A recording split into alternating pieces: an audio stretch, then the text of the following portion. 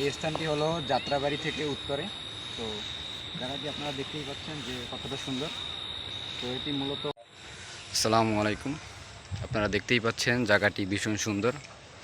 তো এটি হলো যাত্রাবাড়িতে বন্দে নামেই চিনেন।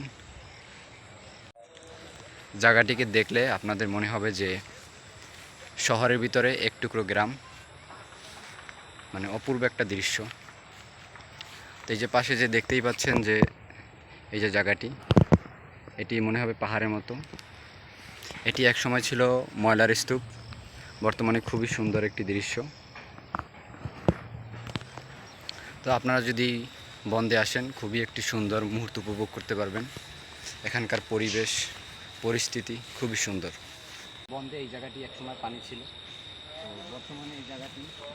এখন আমি একটু সামনের দিকে অগ্রসর হয়ে আপনাদেরকে বন্দের সম্পূর্ণ জায়গাটি আপনাদেরকে ঘুরিয়ে দেখাবো। এটি বিশাল একটি এরিয়া নিয়ে অবস্থিত। এটি আপনাদেরকে আমি আগেও বলেছি, যাত্রাবাড়ি থেকে উত্তরে কাজদা দিয়ে একটু ভিতরে বন্দে জায়গাটির নাম। তো এখানে আপনি যদি ঢুকেন তাহলেই আপনার চোখে পড়বে একটি মসজিদ এবং একটি কবরস্থান। যদি একটু ভিতর দিকে আসেন, এর পাশেই আপনারা দেখতে পাবেন যে অনেকগুলো এরিয়া নিয়ে মাটি ফেলানো।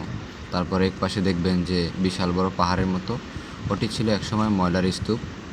তো এখন জায়গাটি খুবই সুন্দর হয়ে গেছে এবং মনোরম পরিবেশ। তো আপনি এখানে যদি আসেন তাহলে শুক্রবার দিনে আসলে অনেক বেশি লোক দেখতে পাবেন।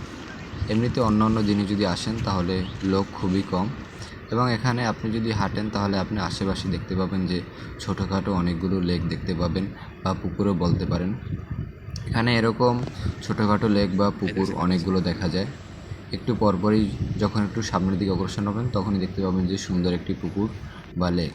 আর এখানে সৌন্দর্যের কথা তো নাই বলি, অপরূপ সৌন্দর্য, যা আপনার মন এবং মস্তিষ্ক দুটোই ফ্রেশ করে দিবে। এবং আপনি এখানে গ্রামের পরিবেশটি উপভোগ করতে পারবেন। এবং এখানে যদি আসেন আপনার খুবই ভালো লাগবে। এবং আপনারা আশেপাশে দেখতেই পাচ্ছেন যে সবুজ শ্যামলে ঘেরা সম্পূর্ণ পরিবেশটি, এবং বিশাল বড় একটি মাঠ পাশেই।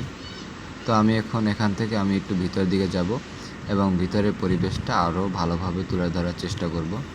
তো আমরা যদি একটু ভিতর দিকে যাই তাহলে আমরা দেখতে পাচ্ছি যে এখানে একটু পানি আছে, কারণ এই জমিটা একটু নিচা উপরের দিক থেকে। তো এখানে যখন একটু গরমকাল আসে তখন পানি টেনে যায়, তখন আরও ঘুরতে ভালো লাগবে। এখন কিছুদিন ধরে এই জায়গাতে পানি জমছে বৃষ্টির কারণে। তো আমরা একটু হেঁটে হেঁটে একটু সামনের দিকে অগ্রসর হব। এরপর আপনারা দেখতেই পাচ্ছেন যে সামনে একটু ভাঙা ছিল বা পানির স্রোত বয়ে চলছিল একটু অল্প একটু জায়গা নিয়ে।